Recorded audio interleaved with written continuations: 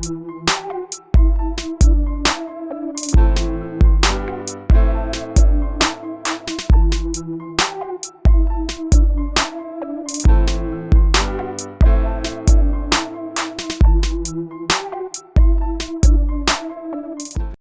Media TV, social media information ebigenda maaso mu ggwanga tuba tubikutuusaako.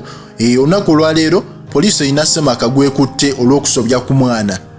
Oba okitegeera, Ssemaka ono amanyiddwa nga Kamya James, emyaka ayina 50 nga mutuuze ku kyalo Kyoma mu ggombolola ly'Ekigaga mu disitulikiti y'e Lwampala ye yakwatiddwa.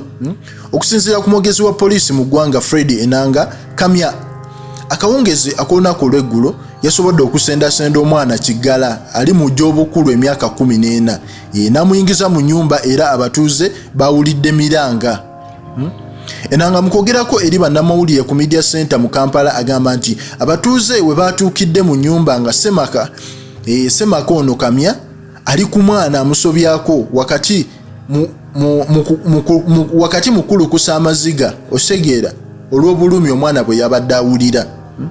Abatuuze batemeza ku poliisi, Kamya yakwatiddwa era essaawa yonna bamutwala mu kooti ku musango gw'okujjula ebitannajja.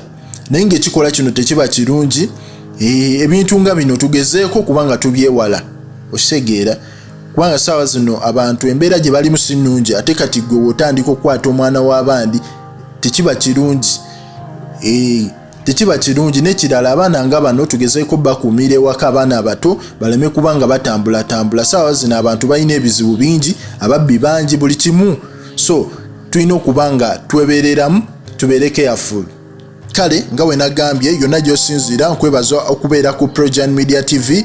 Abantu baffe ab'enjawulo nabagambye obbatumirako nkyanoonya kumanya wano latest comments. Nachaze Maureen kutumiddeko, Amviko Juliet, Nanyonjo Catherine, Kasimu nawe nkutumiddeko, Naboke Rachel, Maimuna Senkubunga. Yes, webale kuba ku Projan Media TV.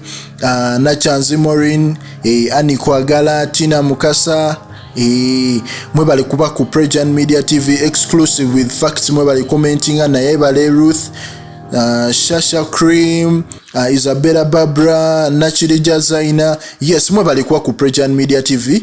Nagambye liking nyiga akade osobola kubanga ofuna notifications.